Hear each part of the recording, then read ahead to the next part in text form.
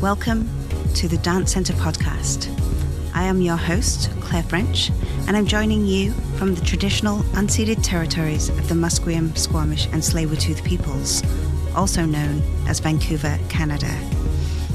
I'll be talking to dancers, choreographers and other members of the dance world here on the West Coast to find out more about their creative work and practices and to discuss what it means to us to be dance professionals today. Thanks for joining us. Thank you so much for joining us here. I am joined by Margaret Grenier. It's my absolute pleasure and privilege to be joined by her today. Margaret Grenier is of Gitskan and Cree ancestry. She is the executive and artistic director for the Dancers of Damelahamid. She has produced the Coastal Dance Festival since 2008. Margaret's multimedia choreographic works bridge Kitskan and Cree dance forms with current expressions. Her works have toured internationally and include Setting the Path in 2004 through to Minoan of 2019. Minoan premiered at the Moshgamo Festival National Arts Centre in Ottawa in 2019 and in Mexico that same year. Margaret holds an MA from Simon Fraser University and a Bachelor of Science degree from McGill University. She was a sessional instructor for Simon Fraser and faculty at the Banff Centre. She's received the Reveal Award, the Walter Carson Prize for Excellence in the Performing Arts, and the 2022 Dance Studies Association Distinction in Dance Award. Margaret Grenier is currently an artist in residence with Ballet BC, and Dancers of Damelahamid will be presenting Spirit and Tradition at the end of March at the Dance Centre. Welcome, Margaret. Oh, it's my pleasure. Great. I would very much like to start with setting up a context for your work and for your artistic values, actually. And I'd like to talk a little bit about Indigenous cultures and how you fuse that information and also are driven by and very much value, as you describe it, like ancestral memory and entering into relation with those things. I love the words that you choose to use in your artist statement. I think for me that gives a very clear context about the explorations that you are working in. But could you give our listeners a little bit more context, maybe first on your work and then maybe into a wider context of the importance and significance of doing this work for you? Well, for myself, it's very personal. I had the opportunity to grow up with song and dance, and I was the first generation to do so after the lifting of the potlach ban. So I have the experience of dance going back to my earliest memories, and that really formed who I am as an Indigenous person. It connected me to oral histories that go all the way back to the origin of Damelahamid, which is the original city for the Gitxsan. And it connected me to the family, community, all of the different aspects that are embodied in the practice, which includes a way of learning, a political system, a legal system. And so it's so much more than a creative process for me. It's something that shapes and relates all the different aspects of who I am. And a big incentive for me in this work, what compels me, really is ensuring that all that foundation that I was able to access, all the foundational knowledge that I was able to access as a young person is transferred to the next generation. So just doing my part to really hold that in a way that includes contemporary perspectives, contemporary interpretations, but really just to sustain and cultivate that for the next generations. Wonderful, thank you. Could we go back just to when you mentioned at the potlach ban and just give us a little bit more context on this? I think it's an extremely important period of history, and with obviously within your nation to just explain a little bit further about the actual ban on potlatches and then the lifting of the ban. and that time period. And I'm also wondering if you wouldn't mind talking a little bit about your late mother, Margaret Harris. And I was able to listen to a tiny bit of an interview with her as well around this for a little bit of context for me. And I think it's such an important time significance that I feel like you've really risen to continuing to maintain after the ban what was there before, but also with the sense of a protective environment, which is another expression you use, which I think is really beautiful. And so I wonder if you could just maybe give us a little bit more context about the actual potlatch, what that is, and what the lifting of the ban allowed you to do and to celebrate. Thank you. The potlatch ban was specific to the West Coast, and it lasted from the 1880s up until 1952. I didn't realize it before, but I have since learned that it was a federal law that had been forgotten, and that's why it was lifted. So the law essentially expired over time. But for the Indigenous communities on the West Coast, what it impacted, for some we call our potlatches, for some we call our feasts, and they were where we practiced our songs and our dances. And the potlatch essentially encompassed our songs, our dances, our practices, and these are practices that had been passed down for generations, and we know that the stories go back thousands of years. The duration of the potlatch ban was close to 70 years. And so for my grandmother, it was almost her entire lifetime that it was illegal for song and dance, that regalia was confiscated. And in our family, I know that some of the items are now in collections as far away as Leningrad. So after the ban was lifted, that was a time that my grandmother, Irene Harris, described as when our culture was asleep. And she used that term because it wasn't gone. It was just something that we didn't have life put into it with physical practice and with gathering. And so in the 1960s, it began under the leadership of my parents, Ken and Margaret Harris, to once again dance. And they also hosted a festival in which they invited communities from the surrounding area to bring songs and dances together, to bring communities together. And so with this, it was at that time very much about revitalization of something that was so close to being lost. And from that time, I think that we've also come to realize that it really does come down to individuals in order for these practices to be sustained. My mother, Margaret Harris, was greatly influential in not just sustaining the dances, but teaching and sharing within multiple communities throughout the Northwest Coast. And because of the work of her and her generation, we really do have dance today. For some of us, we have the privilege that the knowledge was sustained throughout this time. And for some of our communities, songs and dances were completely lost because of the potlatch ban. But there's been so much work done to not only regain knowledge, but also to cultivate a new practice that's based on the histories and the research that was done to bring them back again. So wonderful. Thank you for explaining that so clearly, and the weight of it, the 70 years ban, like it's unfathomable. So I am so delighted that you are able to find a way to keep this alive or revitalize, as you said, and also find a way to make it part of contemporary expression and cultural expression.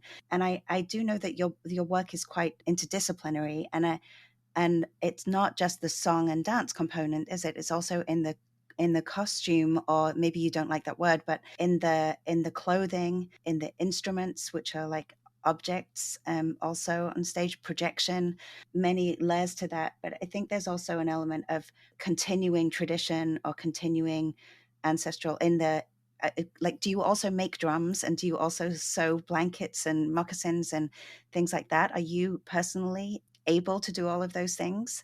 Is that something you also bring into your practice? Yes, it's the practice itself is very multidisciplinary. It brings together the visual arts. It does bring together the creation of regalia, the creation of drums, and of everything, the song composition, and for our company, we also integrate a lot of visual design aspects in terms of multimedia use in order to support the narratives that we are conveying. And in part, that is the essence of it, is it is how to support the telling of a story. But I also think that a big part of it is not necessarily always working within, like, I consider myself a dancer, but I don't always just work within dance. And I do work and create blankets, and I do sew moccasins, and I do create drums. And that was very much part of the way that my mother trained us, because it's important that not only the the practice cultivates the creation of these items, but it also cultivates the transfer of the knowledge. And so, for example, my daughter Raven, who is now a young adult, her focus very much is in music and in song and in learning, in looking to the archival knowledge, is also learning from our practice. She's then developing that and really strengthening her own practice in the area of music and sound design. So I think that it's multi-layered, and we all find our unique places and strengths within it, but then at the same time we're all learning and sharing in an understanding that has a whole breadth that includes everything from visual to sound to movement, and every aspect of it is interwoven. And are all the members of Dancers of Damelahamid from the Gitsan Nation? We are a family-based Yeah. company, and so we do have family members that are not from the Gitxsan Nation through marriage and so forth. So we have influences in our family as well from the Squamish and the Kwakwaka'wakw, and then through my mother's marriage as well from the Cree. She was born and raised in northern Manitoba. So we have all of that as part of our family and our family practices. That's wonderful. So the founding of Dancers of Damelahamid, and it's how much it's broadened, or how much it has,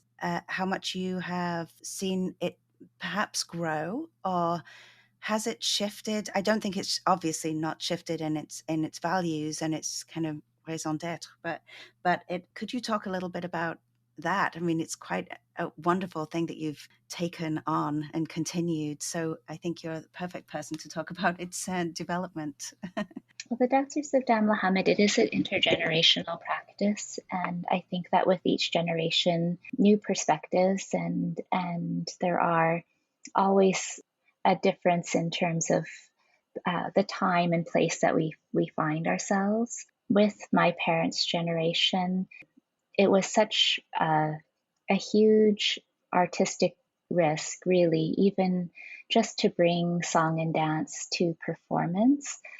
Prior to the potlatch ban, these practices were shared within our feast halls under the cultural and political structures that held them. Who they were shared with and how they were shared were very much defined by those practices. So in order to be able to share them on stage was a very big decision, and it was something that at the time I think people would not necessarily have the foresight of what that would mean. But for my generation, I'm so grateful that decision was made, because it became a practice that I had access to in a multitude of ways that I wouldn't have had if it had been maintained only within the cultural settings of the feast hall. So that's not the same place that for me that I experienced because there was already,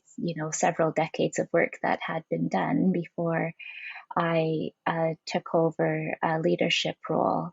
I think that for the practice today, the main shift has been in terms of really sharing the work in terms of stories told through dance productions that include multimedia elements. And with this way of sharing work, I think that our company hasn't changed in terms of we're very much rooted within our training and our practice. I wouldn't say that that is what has shifted or changed. I think that it's using these same practices to speak to our contemporary perspectives. For example, the last work that we created, Minowin, it means to clarify direction. So as we come back to these same teachings, as we come back to our ancestral knowledge, we are not only reinterpreting them with each generation, but we are being redefined by them. And through that, we are articulating our own healing and process as we move forward from our recent colonial past, and we are strengthening ourselves and our identities in a very different context than my parents or my grandparents would have found themselves. So that's the work that we do today, and that's what we offer when we create a dance production, whether it be a production like Minowin, which is very, it's a very large scale work, or with the work Spirit and Tradition, which is deeply rooted in our intergenerational practice. And we have our young people as well very much engaged in that piece. All of it is really to sort of reflect where we are today. So one of the things I think in speaking about your contemporaries is your international, not necessarily focus, but the opportunities that you have created for Dancers of Damelahamid to have an international presence, and also with Coastal Dance Festival to invite those people to your land. So could you talk a little bit about that relation and how that works in how you are sharing perhaps your own legacies and ancestry internationally now? The Dancers of Damelahmaid have had a number of opportunities over the past 20 years, I would say now, where we are making connections with the broader community of Indigenous artists.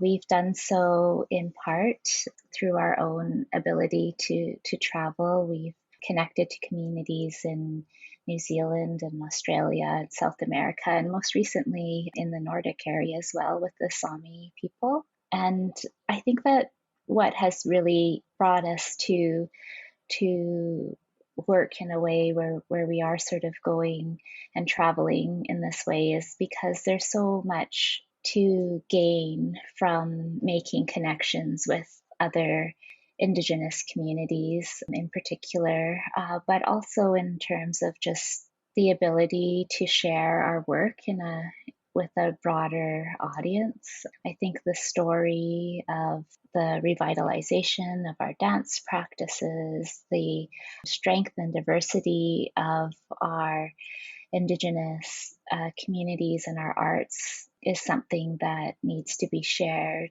nationally, it needs to be shared internationally, just to really show people the singularity, the strength of all of our, there are so many nations within Turtle Island, and all with unique languages and cultural practices. So I think that's important that we share in that way. But we've also had the opportunity, because we host the Coastal Dance Festival, which has began in 2008 in partnership with the Museum of Anthropology and now in partnership with the Anvil Center.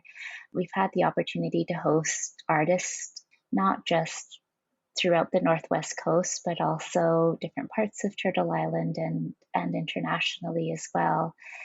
And it really is a festival community. It's not a festival that's about showcasing new works. It's a festival that's about strengthening who we are in our Indigenous voices as artists, strengthening our community and being inspired through each other's works. There are so many stories of resiliency, of sovereignty, of just the beauty of the intergenerational transfer of knowledge. And I think that when we gather in a space like the Coastal Dance Festival, it really does help us to, as artists, to find ourselves, to clarify who we are and our vision and our work, but also just to be held by one another and what everyone is sharing. And I think that translates as well when we have the opportunity to travel to other festivals with similar focuses, or to broaden that beyond the Indigenous community and to really access venues that were not necessarily open to the type of work that we do even only several years ago. Yeah, I think that is so inspiring, as you say, that there's almost like an expanded way of being able to be in these spaces that have for a long time within my, communities and worlds been conventionally treated. And so expectations come with even maybe how one creates work or how one expects to engage with work. And I think what is so inspiring about this is that there are other ways to engage and other ways to actually share that become much more about inspiring, much more about being able to share why the work is being created, not necessarily what the work is that has been created, although that is obviously such a large part. So thank you. Do you see a growing interest in Indigenous arts and culture in Canada and beyond? Do you see it?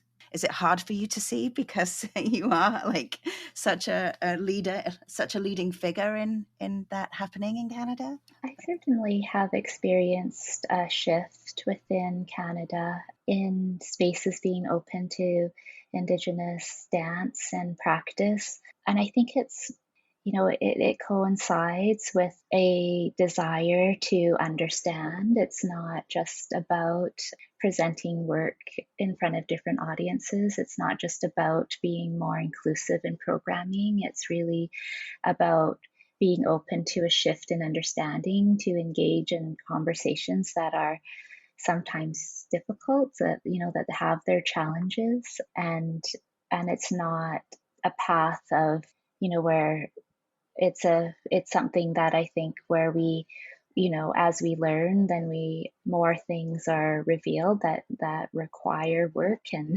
require patience in terms of moving forward. But it's certainly for myself, is something that I have felt, I would say, more so within the past several years than I have seen for some time throughout my practice.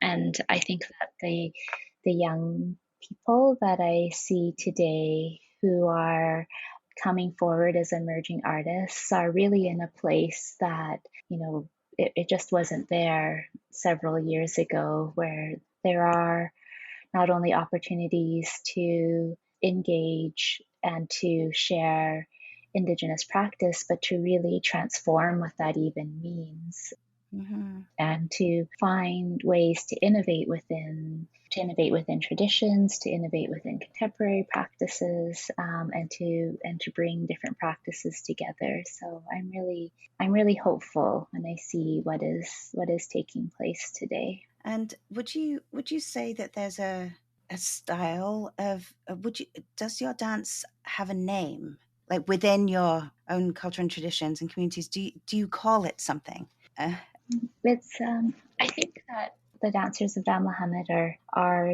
unique in that we aren't working within a strictly traditional form.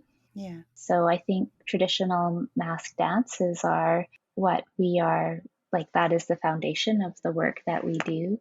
But I think that it is still in a place where we're defining what contemporary practices mean within that. I don't think that's something that has sort of been settled in a way that that there is a genre or a, that there is something that is more expansive that can sort of be defined. I think that's what is the challenge of our generation, is that we are finding ourselves within these practices, and it takes time. It takes Mm-hmm. time to do that.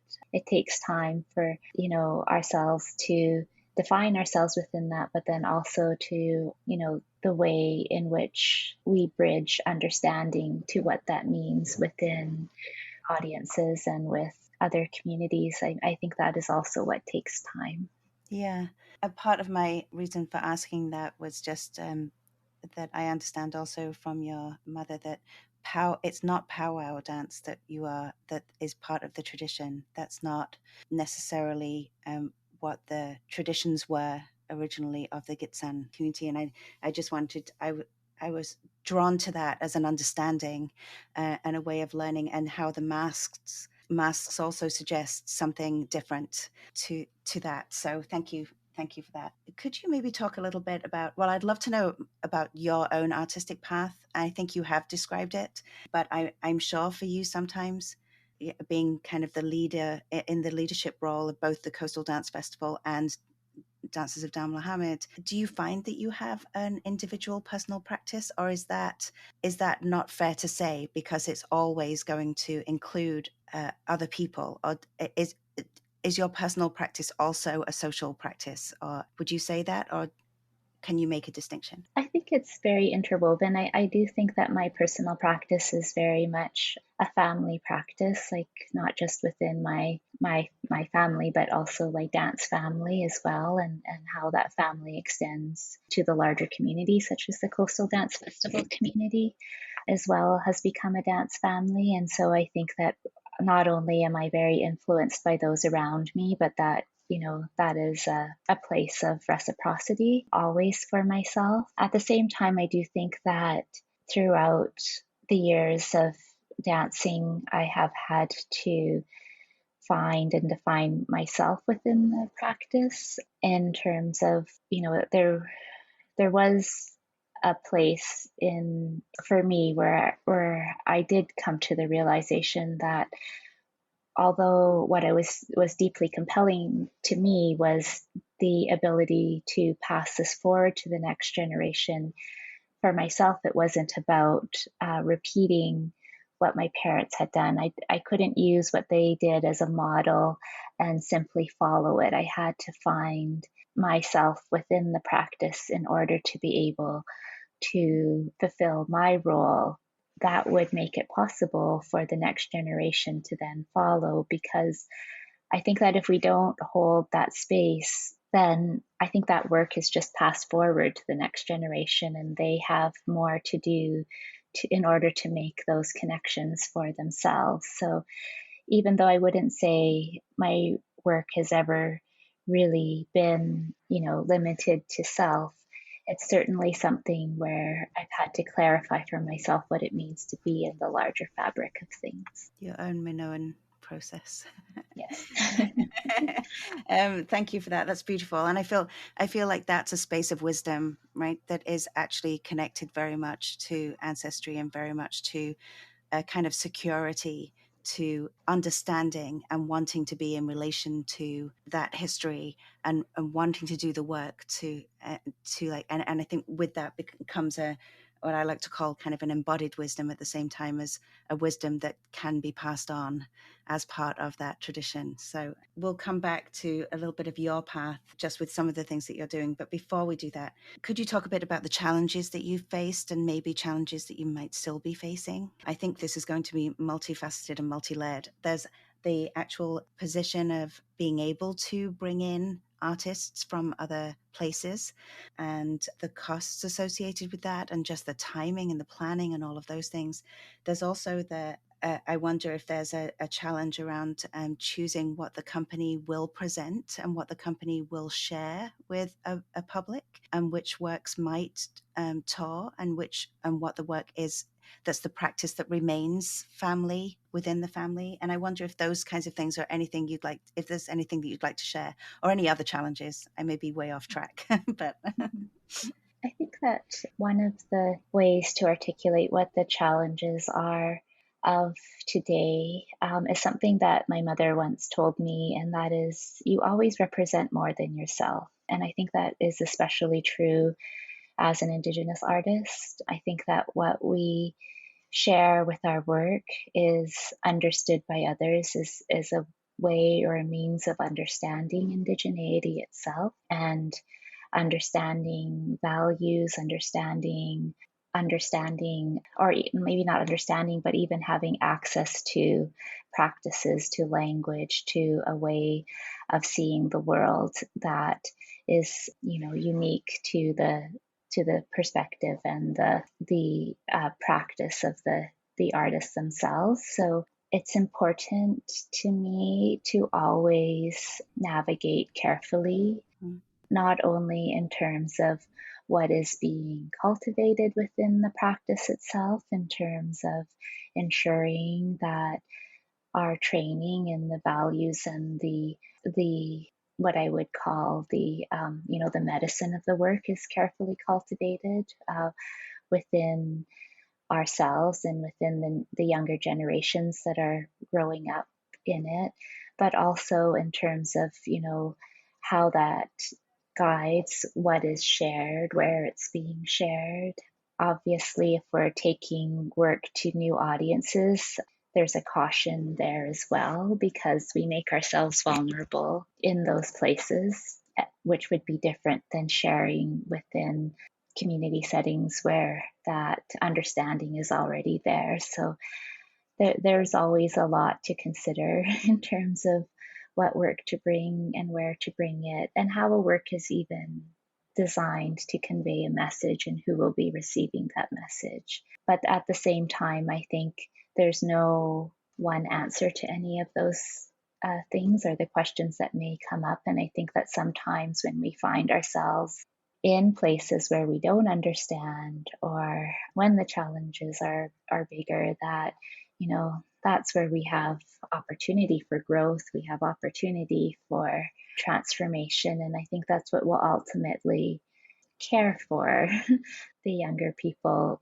who are coming into this, because that's what we need to do in order to really support them in their vision for what the future will bring for them. Absolutely. I think, thinking of it as cautionary as opposed to challenging, those kinds of environments is just such a kind of considered way. Like it's almost like allowing, expecting it, and being ready to learn from it and be ready to have that be part of the experience of what you're doing. I think it also suggests the significance and the values that are in the work. So I think this is a lovely place to kind of segue into a close a little bit, perhaps, but just to ask you what you are doing now and what's next. And there are three things that I'm particularly wanting our listeners to know about. And that is, of course, the performance on March 30th at the Dance Centre, possibly your artist in residence at Ballet BC, if you're willing to talk a tiny bit about that,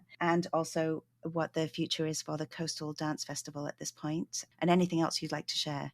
But I'd like to just kind of, top it with what's now and what's next for you.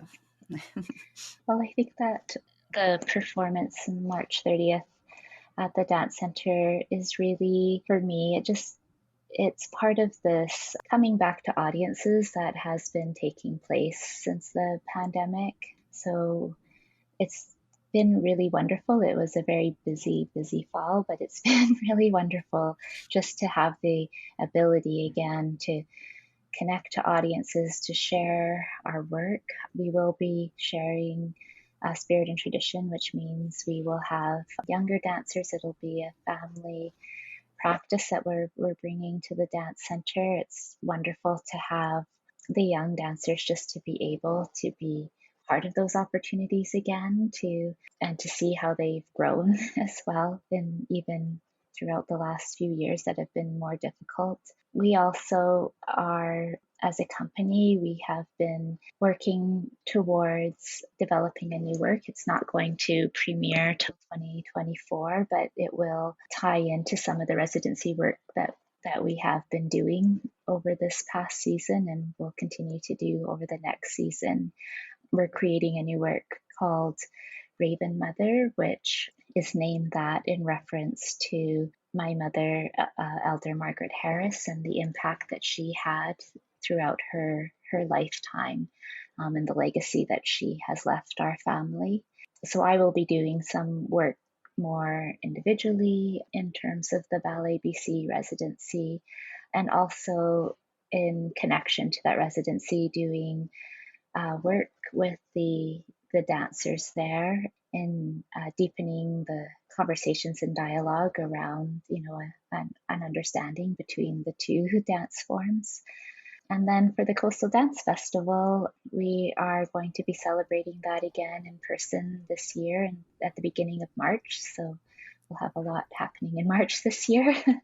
And that is our second gathering since the pandemic. So it's exciting. I think that for not just for the Dancers of Damelahamid, but for all of the artists in the various communities, we really missed the opportunity to gather. I really felt that last year when we had our festival, which was in April last year, because there was that last wave that came through in the spring. And so I think that, it's just a time to really replenish ourselves, to dance, to sing and to share. And so I think that's what I'm hopeful anyway for this spring, that it becomes a time of just really, being able to share work, to be able to sing and dance, and to have people come and witness that, and as a nice way to move forward from all that's happened over the last number of months.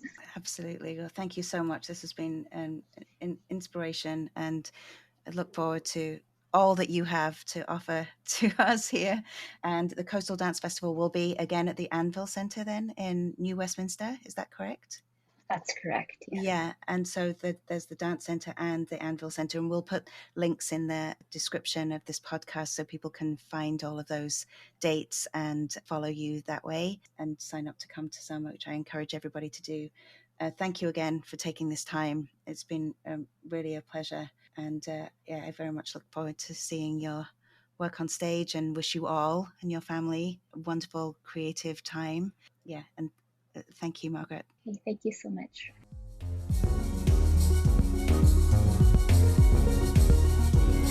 Thank you so much for listening. We would love for you to subscribe, rate, and review wherever you get your podcasts, as this will help other listeners find us and help us to grow our dance audience. We'll be back next month. In the meantime, you can follow us on Facebook at The Dance Centre, Twitter at Dance Centre, and Instagram at The Dance Centre BC.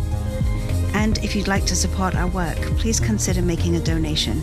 Just go to our website at thedancecentre.ca, where you'll find extensive information about our upcoming programs and events. The music for the Dance Centre podcast was composed by James B. Maxwell. Always a pleasure to connect with you through dance. Until next time.